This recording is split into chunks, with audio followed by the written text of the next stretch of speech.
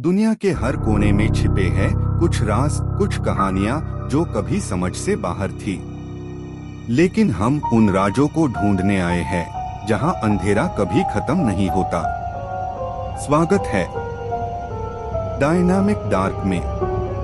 स्वागत है एक नए हॉरर एपिसोड 9 में। नई कहानियां, नया हफ्ता, नया डर। आज हम 3 कहानियां सुनेंगे। पहली कहानी है रेस्ट इन पीस या आत्मा को शांति मिले। दूसरी कहानी है कैंसर सीजन या कार्क आरटीयू। तीसरी कहानी है we boarded a ferry please help us या हम एक नौका पर सवार हो गए हैं, कृपया हमारी मदद करे। आज की पहली कहानी है रेस्ट इन पीस। कभी सोचा है कितने लोगों को समझ आता है कि वो जिसके साथ काम कर रहे हैं वो इंसान एक दिन इतिहास में लिखा जाएगा। वो इतिहास जो सदियों तक पढ़ा जाता है, जिसमें कुछ सिर्फ नाम बन जाते हैं और बाकी धुंध में खो जाते हैं। आइंस्टाइन के साथ काम करने वाले हजारों थे, पर क्या अनमेन से किसी ने जाना कि वो आदमी है जिस पर दुनिया भर की आंखें टिकी होंगी? कोलंबस ने समुंदर पार किया, लेकिन क्या उसके साथी के नाम तुम्हें याद है? वो लोग जिनके बिना उसका सफर अधूरा था, उनका कोई जिक्र ही नहीं होता। और मैं जानता हूँ कि मेरे बॉस मिस्टर वालेंटिनो अनमेन से एक थे। वो आदमी जिसके साथ काम करने का मतलब था अंधेरे के साथ जीना, जो दिखावा करता था कि वो सिर्फ एक साइंटिस्ट है, लेकिन असल में वो कुछ और था। और मैं एक गवाह हूँ उसके उठाने वाले कदम का, उस कदम का जिसका नतीजा दुनिया कभी समझ भी नहीं पाएगी। ये कहानी मिस्टर वालेंटिनो के नाम के साथ जिंदा रहेगी। और अगर आखिरी वक्त आने से पहले मैं ये ना कह पाया, तो शायद मेरा वजूद भी उस धुंध का हिस्सा बन जाए। लोग कहते हैं कि कोई भी बड़ा काम सिर्फ एक इंसान का नहीं होता, और ये सच है। मिस्टर वालेंटिनो के आसपास हम सब थे, लैब असिस्टेंट्स, रिसर्चर्स, टेक्नीशियंस। पर फिर भी ये कहना झूठ होगा कि वो सिर्फ हम सब का काम था। वालेंटिनो में कुछ था, कुछ ऐसा जो किसी और में नहीं था। वो चीज़ें देख सकता था जिसे समझने में हमारे दिमाग थक जाते थे। जहां हम रुक जाते थे, वो और आगे बढ़ता रहता था, एक रास्ते पर जिसका आखिरी मोड़ अंधेरा था। उसने कभी पैसे के बारे में नहीं सोचा, ना अवार्ड की चिंता की, ना नाम की। वो कहना पसंद करता था, मैं नाम के लिए नहीं, निर्माण के लिए काम करता हूँ। लेकिन जो वो बना रहा था वो निर्माण नहीं था, वो कुछ और था। उसका जुनून एक लक्ष्य था, इंसान के एवोल्यूशन का अगला कदम।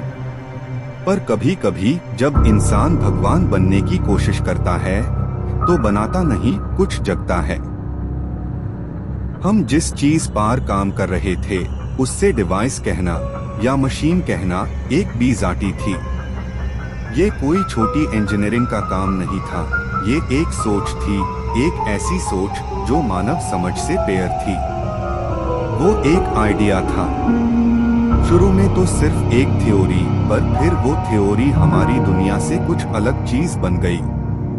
वो फॉर्मूला, वो सिंबल्स एक पाल के लिए समझ में आए, और दूसरे ही पाल पूरी सोच में एक खालीपन भर गया। हम सब छुपकर एक दूसरे को देखते थे, बिना कुछ कहे। कुछ समझा नहीं पाते थे, पर फिर भी एक ऐसा डर था जो रीजन से नहीं, इंट्यूशन से आता था। वो साइंस नहीं थी, कम से कम जो हम साइंस कहते हैं उसका वो रूप नहीं था। वो कुछ और था, कुछ प्राचीन, कुछ जो इंसान की जुबान से पहले भी था। और उस चीज को उठाना एक भूल थी। मुझे लगता है हमने कुछ जगाया है। क्या पता वो कभी सोया ही नहीं था। एक शाम हमने कर दिखाया। सब कुछ ठीक जा रहा था, और फिर लाइट्स ब्लिंक करने लगी। मॉनिटर्स स्टैटिक हो गए, सारे सिस्टम्स एक पाल के लिए जम गए। टाइम जैसे रुक गया था, लिटरली। मुझे लगा कि कोई ग्लिच है, लेकिन रूम में एक अजीब सन्नाटा छाया हुआ था। ना फैंस चल रहे थे, ना मशीन्स का हुमिंग, सिर्फ एक चीज थी, आस चेम्बर का दरवाजा। मैं धीरे से कंटेनमेंट चेम्बर के पास गया, जहां वो रखा था, और पहली बार मुझे महसूस हुआ कोई मुझे अंदर से देख रहा है। मैंने पलकें नहीं झपकाई, लेकिन फिर भी लगा अस ग्लास के उस पार कुछ हिल रहा था। दरवाजा लॉक था, लेकिन टेम्परेचर सेंसर ऑटोमेटिक डाउन जा रहा था, और उसकी अंदर की लाइट्स अपने आप डिम हो रही थी। मैं बस खड़ा रहा, जैसे पैर जम गए। क्या देख रहा था मैं? क्या वो वहां था? फिर अचानक सिर्फ एक आवाज आई, जैसे किसी ने अंदर से अपनी उंगली से ग्लास पार एक लाइन खींची हो, और उस लाइन के नीचे लिखा था, मैं जाग गया हूं। उस रात के बाद हम में से कोई सोया नहीं। नींद आंखों से नहीं गई थी, वो दिमाग से गई थी। लैब में हर कोने में वो आवाज गूंजती थी, जो शायद किसी ने सुनी नहीं थी, पार महसूस सबने की थी। वैलेंटिनो वो चुप हो गया, ना ऑर्डर्स दिए, ना रिपोर्ट्स मांगी। वो सिर्फ एक जगह को घूरता रहता, जैसे उसने कुछ देख लिया हो जो बाकी हम नहीं देख पाए। एक एक करके लॉग लैब छोड़ के जाने लगे। किसी ने कुछ नहीं कहा, कोई रेजिग्नेशन नहीं, कोई गुड बाय नहीं। और फिर वो लोग गायब होने लगे, पूरे के पूरे लोग, जैसे कभी दही नहीं। उनके रिकॉर्ड्स डिलीट हो गए, IDs invalid, E1 CCTV footage blank, जैसे सिस्टम ने उन्हें खुद निकाल दिया हो। मुझे याद है एक असिस्टेंट चिल्लाया था, मैं कुछ नहीं चाहता, मैं बस घर जाना चाहता हूँ। और अगली सुबह उसका रूम खाली था। क्या हमने कोई सिग्नल भेजा? क्या किसी ने जवाब दिया? या हमने कुछ छेड़ दिया था जो छेड़ना नहीं चाहिए था? अब सिर्फ मैं बचा हूँ। ना सिस्टम काम करता है, ना डोर्स खुलते हैं, पर मैं यहाँ हूँ। वैलेंटिनो एक हफ्ते पहले गायब हो गया। ना कुछ ट्रेस, ना सीसीटीवी, सिर्फ एक ठंडा चेयर और उसके नोटबुक के अंदर लिखे 2 लफ्ज, मैं खुला हूँ।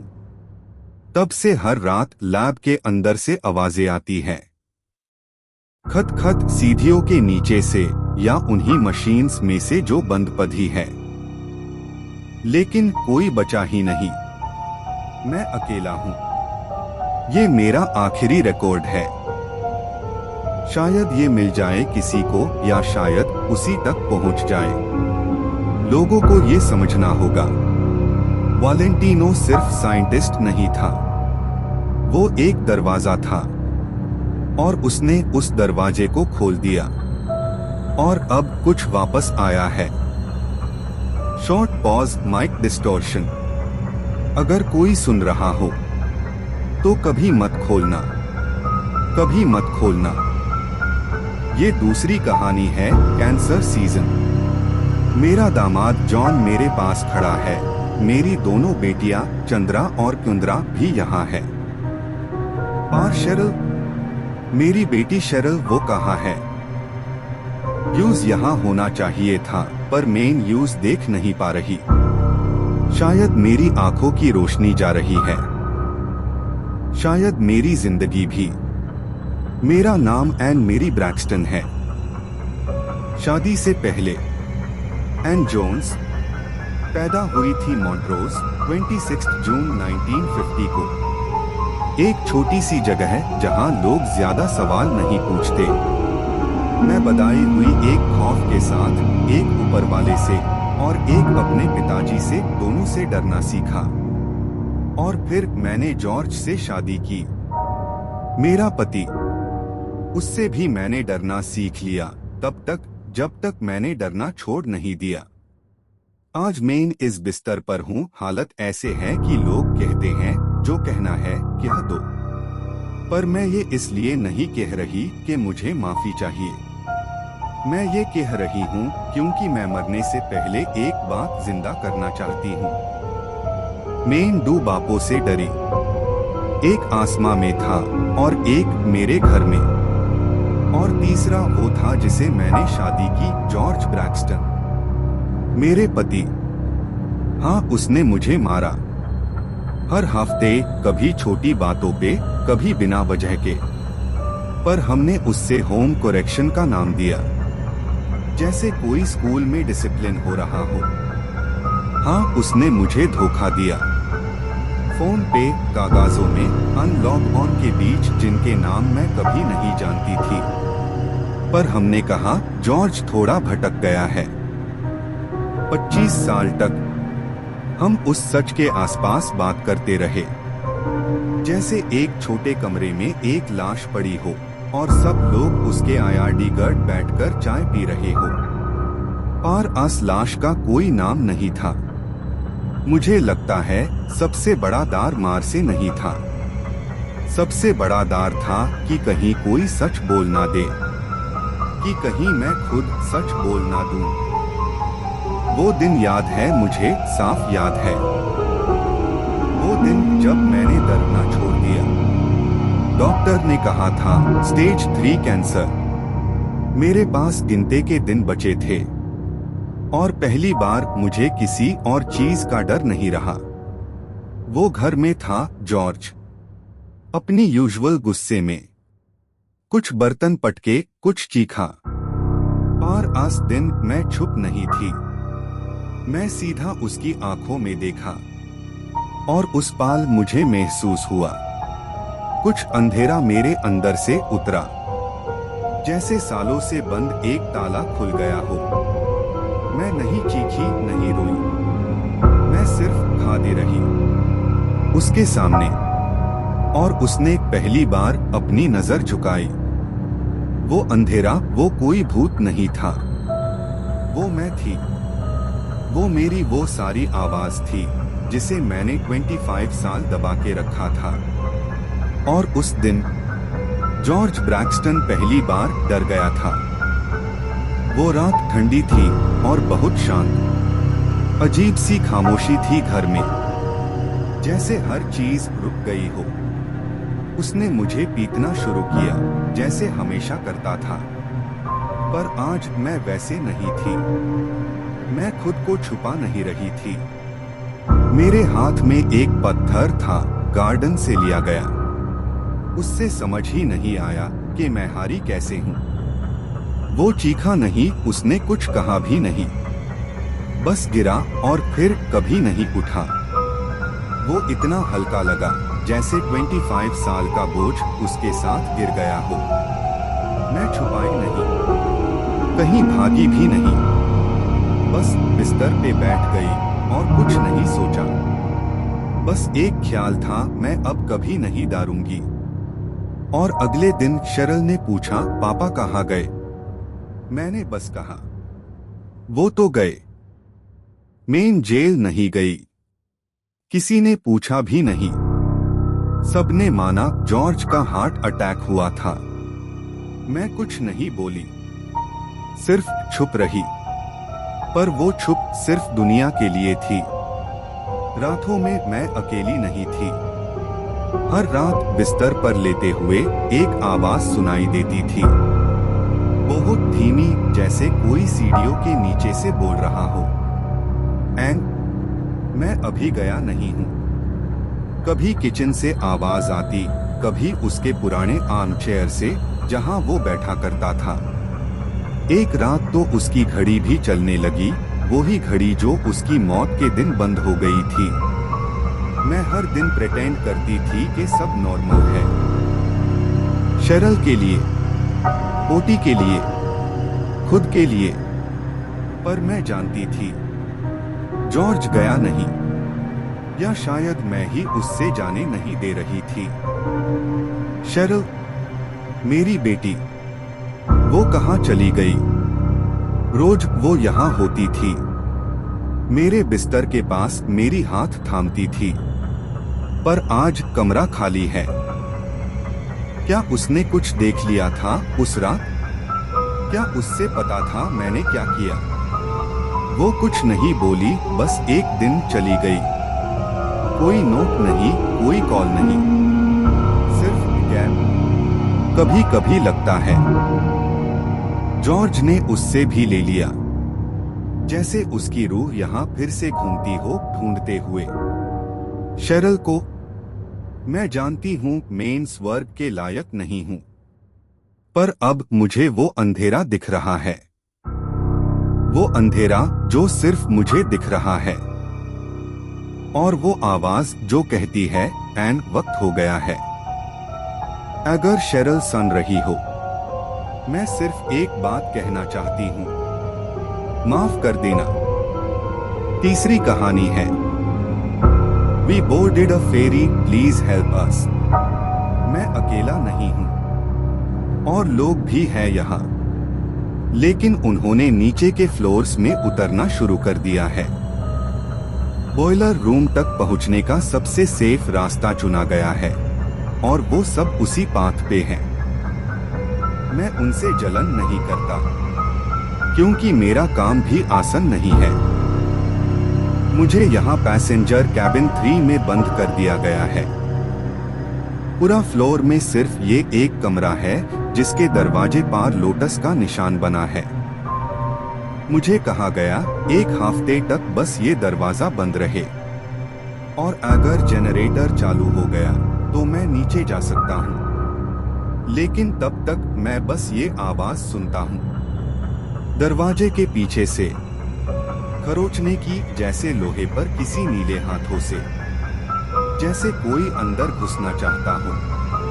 मैं लिख रहा हूँ क्योंकि ये लिखना ही मुझे संभाल रहा है, वरना शायद मैं भी अनलॉक ऑन जैसा बन जाता जो नीचे उतर गए हैं। और अगर ये नोट किसी तक पहुंचा तो सिर्फ इतना कहना है, प्लीज हेल्प अस।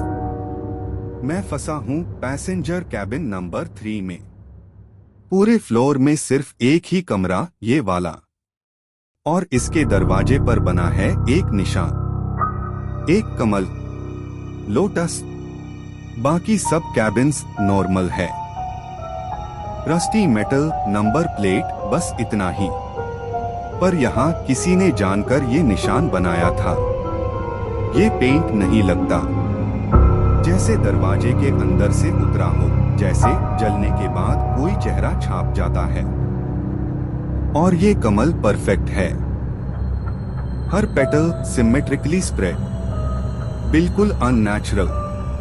मुझे एक हफ्ते तक यही रहना है, अकेला, कोई विंडोज नहीं, कोई सिग्नल नहीं, सिर्फ एक हैवी लॉक और ये लोटस। पहले दिन लगा ये कोई स्पिरिचुअल मार्क होगा, मे बी प्रोटेक्शन के लिए, पर अब लगता है ये दरवाजा बंद नहीं करता, ये दरवाजा कुछ और भी करता है, जैसे अंदर वाले को ऑब्जर्व करता है, जैसे मेन टेस्ट सब्जेक्ट हूँ और ये कमरा मेरा केज। अगर उनका काम सफल होता है, अगर वो जनरेटर चालू कर लेते हैं, तो मैं भी उनके साथ नीचे के लेवल पार जा सकता हूँ। उन्होंने कहा था बस एक हफ्ते की बात है, तब तक कैबिन 3 में रहो, दरवाजा बंद रखो और इंतजार करो। पर हर गुजारता दिन इस दरवाजे का वजन बढ़ता जा रहा है, जैसे ये सिर्फ मुझे रोक नहीं रहा, मुझे किसी और चीज से बचा भी रहा है। क्या पता नीचे कुछ ऐसा हो जिसे ये दरवाजा मुझे दूर रख रहा हो, या फिर मैं ही वो चीज हूँ जिसे बाकी लोगों को बचाया जा रहा है। ये थॉट हर रात रिपीट होती है। अगर जनरेटर चालू हो गया तो क्या सच में दरवाजा खुलेगा, या वो कुछ और खुलेगा? मैं दीवार पर कैलेंडर बना रहा हूँ, स्क्रैचिंग विद अ नेल। आज तीसरा दिन है और मुझे लगता है जनरेटर कब का बंद हो चुका है।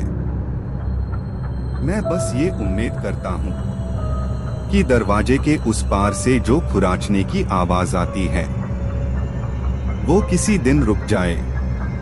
रोज रात को एक ही वक्त पर वो शुरू होती है, जैसे जैसे किसी ने अलार्म सेट किया हो। एक लोहे पर छिलने वाली आवाज, नाखून या कुछ और पता नहीं, पर इंसानी तो नहीं। मुझे लगता है वो सिर्फ दरवाजे को नहीं, मेरी सोच को भी खुराच रही है। पहले दिन दरवाजा सिर्फ हिला था, दूसरे दिन उस पर एक नई छिल चुकी थी। आज उस छिल के बीच से कुछ सांस लेता हुआ लग रहा है। मैं उस तरफ देखता हूँ और मुझे लगता है वो मुझे भी देख रहा है।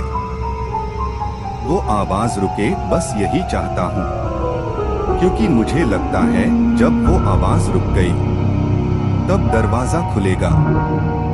मैं पागल हो जाता अगर मैंने ये पोस्ट ना लिखी होती। ये मेरे होश में रहने का आखिरी तरीका है। हर सेंटेंस मुझे याद दिलाता है कि मैं जिंदा हूं, कि मैं अभी भी मैं हूं। कब से यहां हूं पता नहीं। टाइम थोड़ा पिघल गया है, खासकर जब वो आवाजें सुनाई देने लगी। शुरू में लगा हैल्यूसिनेशन है, लेकिन जब मैंने लिखने छोड़ा तो वो आवाजें और तेज हो गई, जैसे वो मुझे लिखने से रोकना चाहती हो या लिखने पर उनका ध्यान जाता हो। मैं नहीं जानता, पर लिखना जरूरी है। मैं ये भी नहीं कह सकता कि मैं अकेला हूँ, क्योंकि कभी कभी लगता है मैं खुद से भी अलग हो गया हूँ।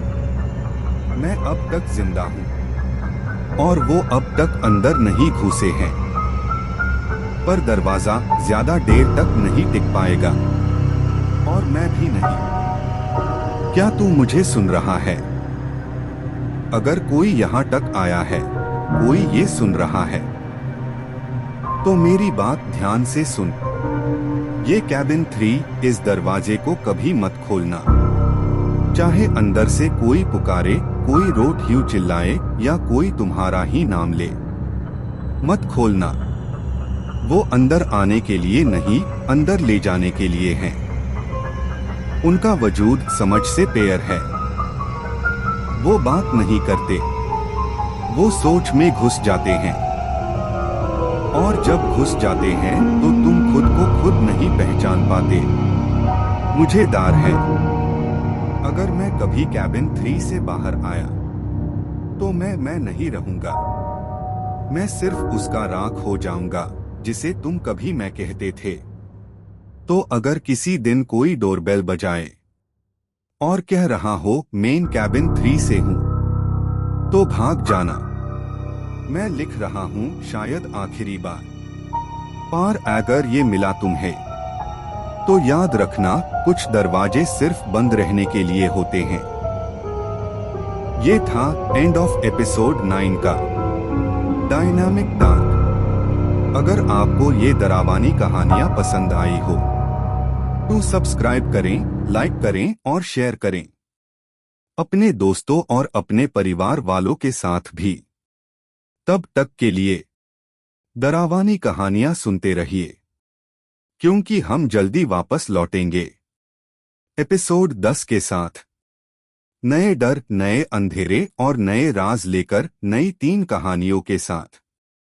डायनामिक डार्क के परिवार का एक खास हिस्सा बनिए।